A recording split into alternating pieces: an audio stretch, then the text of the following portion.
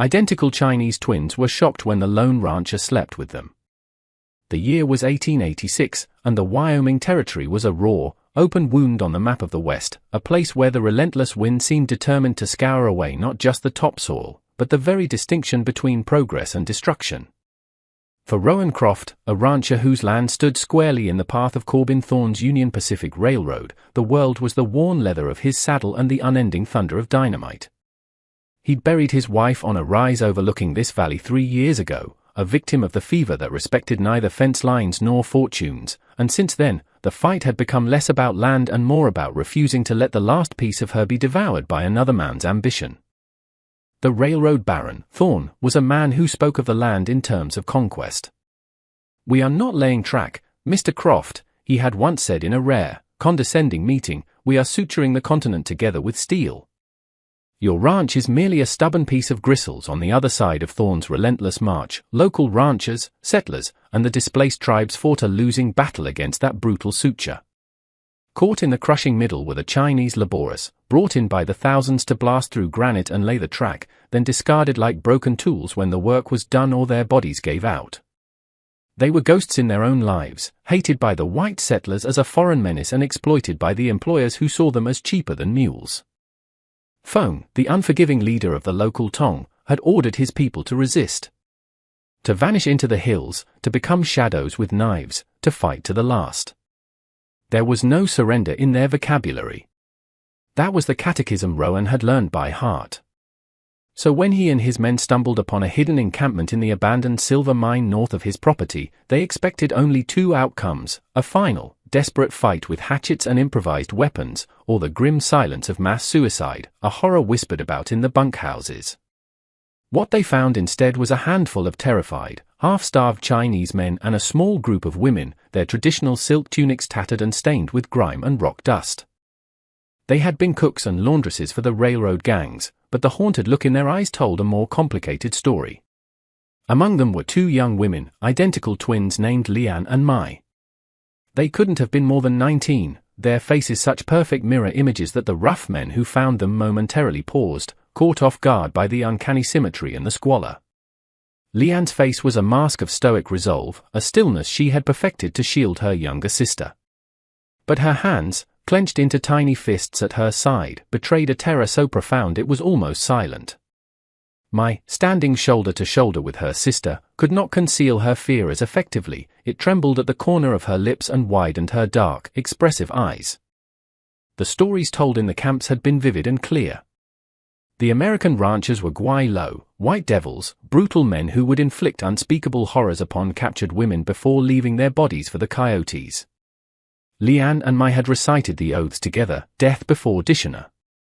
Yet when the moment came, when the towering, dust-covered foreigners stormed their sanctuary with rifles held at the ready, the final sharp release of death did not materialize. Instead, there was shouting in a harsh, guttural language, the glint of steel barrels, and then a strange, almost baffling order. The men were separated from the women, and the women were herded towards Rowan's ranch, a few miles south across the rolling sagebrush. There was no brutality, no leering smiles, just a weary, methodical efficiency that was somehow more unnerving. The processing was a blur of confusion. A grizzled old ranch hand named Harlan, his face a road map of sun and suspicion, briefly examined them for injuries with a brusque indifference. They were given a small portion of jerky and water from a clean barrel, the tough, salty meat and cool water a shock to their systems. Then they were led into a large, sturdy barn. The air inside was thick with the rich scent of hay, horses, and dry wood.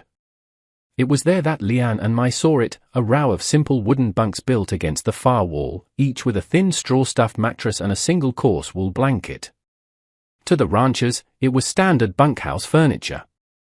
To the twins, who had spent the last 2 months sleeping on thin reed mats laid upon the cold, damp earth of the mine floor, it was an unimaginable luxury. As dusk settled, casting long, eerie shadows across the valley, a new wave of confusion washed over them. The American ranchers, Rowan and his hands, began to file into the same barn. They didn't speak to the Chinese women, barely even looked at them. They simply walked to their own bunks, arranged along the opposite wall, shucked off their dusty boots with groans of relief, and lay down. They were mere feet away. Mai's heart hammered against her ribs, and she instinctively reached out, her fingers finding Lian's wrist in the dim light. In their culture, the proximity of unmarried men and women in a sleeping arrangement was a violation of the deepest codes of conduct. It was a prelude to shame, an invitation to dishonor. The twins and the other women exchanged fleeting, terrified glances. They were trapped. The devils were all around them. Yet, as the minutes turned into an hour, nothing happened. The only sounds were the distant, rhythmic boom of Thorn's dynamite, the mournful cry of a coyote, and the soft, steady breathing of the sleeping men. They had simply gone to sleep. They lay on their backs, their hats and gun belts beside their bunks, vulnerable in their exhaustion. They were not monsters in the dark. They were just tired men. This profound, inexplicable disconnect between expectation and reality was more terrifying than any anticipated cruelty. The enemy was supposed to be a caricature of evil, a simple target for hatred. But this quiet, unassuming humanity was a puzzle they could not comprehend. Lian lay stiffly on the strange, yielding surface of the bunk, her body a knot of tension, her hand still holding Mai's. "They are testing us," Mai whispered, her voice a faint tremor against Lian's ear.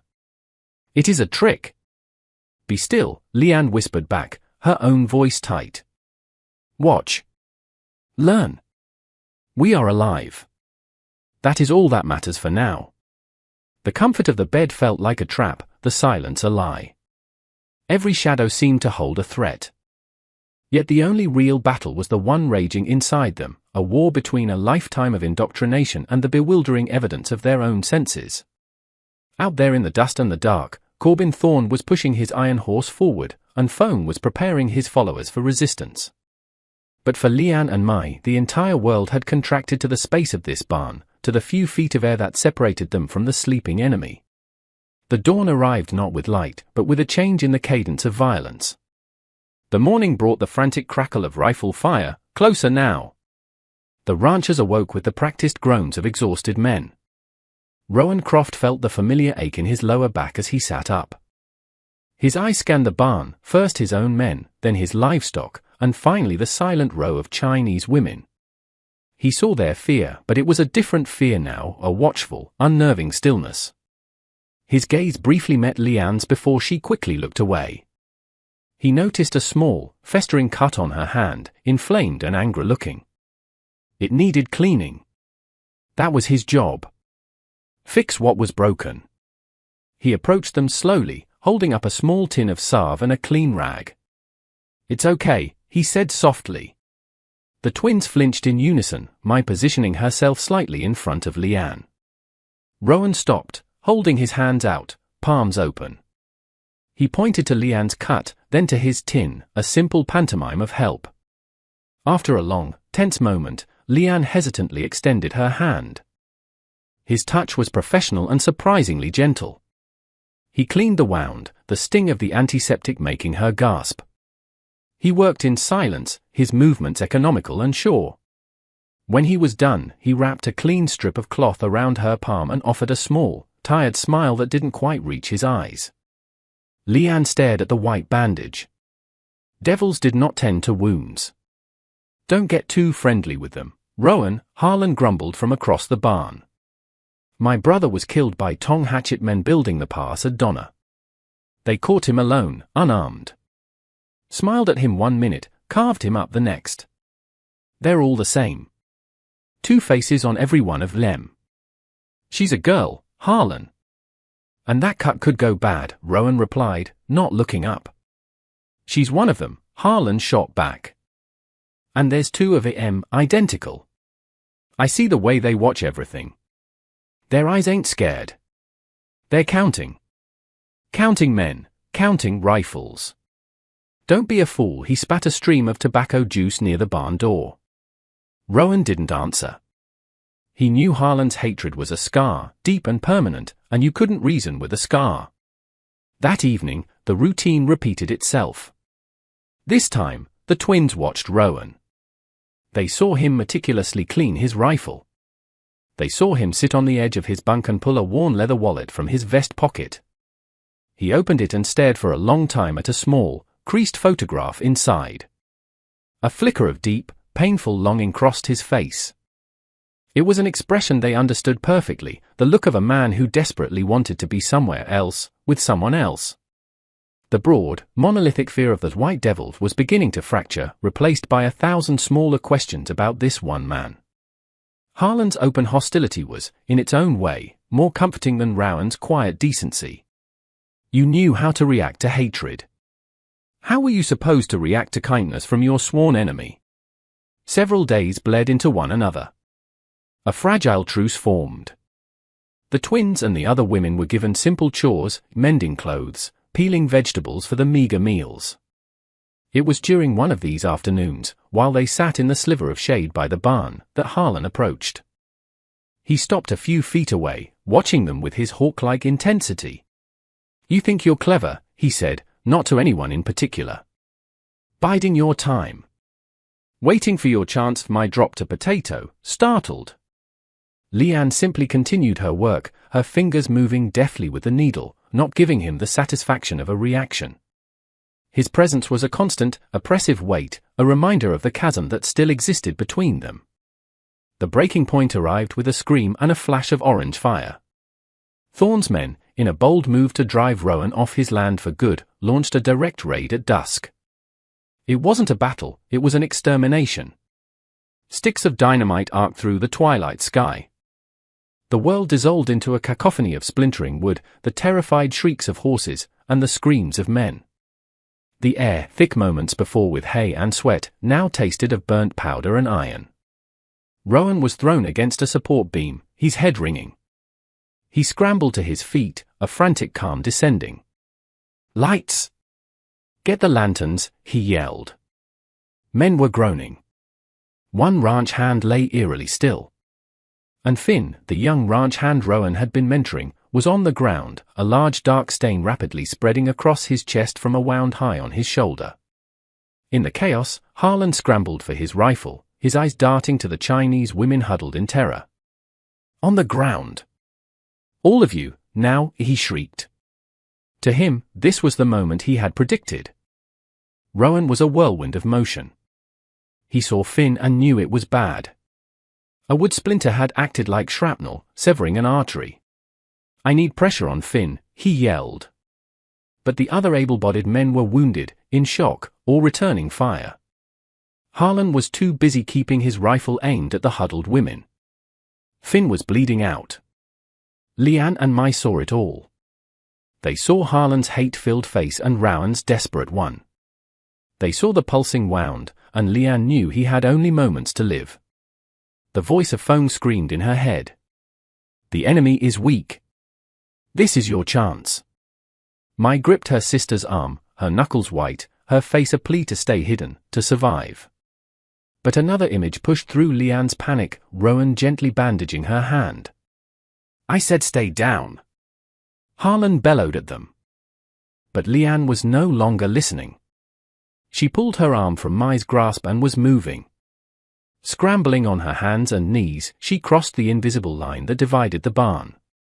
She ignored Harlan's rifle and fell to her knees beside the dying young man. Without hesitating, she pressed the heel of her hand directly into the wound, pushing down with all her weight. The gush of hot blood soaked her hands and forearms. For a heartbeat, Mai was frozen in terror. Then, seeing her sister alone in the center of the chaos, she scrambled after her, falling to her knees on the other side of Finn, adding her own small hands to Leanne's, reinforcing the life-saving pressure. The raid ended as suddenly as it began. An unearthly silence descended. Rowan, having stabilized another man, turned and saw the scene. He froze. The identical Chinese girls were covered in an American rancher's blood, their faces masks of intense concentration. Harlan stood over them, his rifle lowered, his face a disbelieving wreck of confusion and shock. The lines were gone. There was no American side or Chinese side. There was only the living, the dying, and a single, impossible act of mercy. In the adrenaline-fueled aftermath, Leanne and Mai became Rowan's silent, efficient deputies. They worked in a synchronized tandem born of their shared life, their movements a fluid, unspoken language. Rowan would point, and one would bring a cloth while the other held a compress. Harlan simply stood, a ghost in his own drama, his conviction shattered. When the last of the wounded were made as comfortable as possible, the twins finally stood, their bodies trembling. They turned to rejoin the other Chinese women. But as they approached, the women shrank away. One of them whispered the word Hanjian, traitor. Their act of mercy was, to them, an act of ultimate betrayal. In saving an enemy's life, they had become outcasts. Rowan saw the exchange. He saw the crushing isolation descend on the twins. A few minutes later, he approached them with a bucket and a basin of clean water. He said nothing, simply set it down before them and walked away. The act was louder than any words. As Leanne and Mai plunged their hands into the cool water, watching the Americans' blood swirl and dissipate, they felt a strange and terrifying sense of release. They were unmoored, adrift between two worlds, belonging to neither. News of the incident traveled with the speed of frontier gossip. By the next afternoon, it reached Mr. Fletcher, an agent for Corbin Thorne's railroad.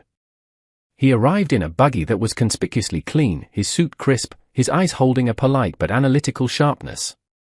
"Mr. Croft," Fletcher began, "I understand you have cooperative assets among the Chinese you're harboring." "They're cooks, Mr. Fletcher." "They just reacted," Rowan said defensively.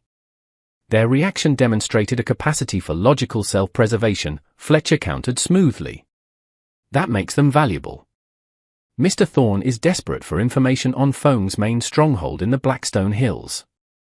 Prisoners who understand that cooperation is a better alternative to starvation are prisoners we can work with. I'm here to ask them a few questions." The interrogation took place in the main house. The twins sat side by side on a wooden chair. Rowan insisted on being present, standing by the door like a reluctant guard. Fletcher unrolled a topographical map. "We know Feng has a command post somewhere in this sector," he said, his finger tapping a grid of canyons. "You were with them, weren't you?" The twins stared at the map. They knew the place. To give it up would be the final, unforgivable act of betrayal. To refuse, what would this powerful man do? They looked at Rowan, who stood grim-faced, powerless. Fletcher leaned forward, his voice a confidential whisper. "Young Finn has a mother and 2 sisters. You saved their son and brother. Help us save more American sons. Help us end this conflict. Tell me where the stronghold is." The silence was a physical weight. The twins exchanged a fleeting, almost imperceptible glance. It was a silent consensus forged in the darkness of the barn and the chaos of the raid. It wasn't about choosing a side. It was about choosing a meaning for the blood that was on their hands. Leanne took a slow, steadying breath. "I cannot tell you about Feng's stronghold," she said, her voice a clear whisper. Fletcher's expression tightened, but Leanne continued. "But I can tell you something else. 2 days ago, I overheard a plan to attack a settler wagon train passing through Aspen Creek Pass." She pointed to a different spot on the map, miles away. "It is a trap meant to provoke the cavalry. And the ones sent to attack are not Tong fighters. They are simple laborers, old men and boys given old rifles, told to make a final stand. Your soldiers will think they are attacking Tong warriors. They will walk into a slaughter, for both sides." Fletcher stared at her, then at the map. The information was specific, tactical, and verifiable. It wasn't the prize he wanted, but preventing a massacre that would bring federal troops swarming into the territory was a significant victory for the railroad's public image. He studied their faces, seeing only a profound and weary sincerity. He gave a curt nod. "We will look into it." As Rowan walked the twins back to the barn, the other women turned their backs on them. Before he left, Rowan paused. "Why?" he asked. Leanne looked at the white cloth still faintly visible on her palm. "The men you fight, the Tong, they have chosen their path," she said softly. "Those old men and boys at the pass have not. You're Finn. He was not a ghost yet. There are enough ghosts in this valley. We did not want to make more." 2 days later, a cavalry patrol informed Rowan that they had intercepted the raid at Aspen Creek with minimal bloodshed. An anonymous tip had averted a massacre. His final sight of Lian and Mai was the next morning. A wagon had arrived to transfer them to a federal outpost in Cheyenne. They were being herded on with the others, still outcasts. They saw him standing by the ruined barn, and for a moment their eyes met across the dusty yard. He simply raised his hand in a small, almost imperceptible wave. They responded in unison with a slight bow of their heads, a gesture of profound, heartbreaking dignity. Then the wagon's canvas flap fell shut and they were gone. The fight for the valley raged on for another brutal year. Thorne's railroad went through. The war ended. Rowan rebuilt the barn, but the invisible line down the middle was gone forever. He went on, carrying the ghosts of the men he couldn't save, and the memory of the wife he'd buried on the hill. But in the quiet moments, through all the long years that followed, his mind would return to that barn in the dust. He would remember the quiet courage of two identical young women who, caught between two warring worlds, chose not to serve a cause, but to prevent a tragedy. They had not won a fight, but they had saved a piece of their shared humanity. And in the deafening silence after the last shot was fired, that small echo was the only victory that truly mattered.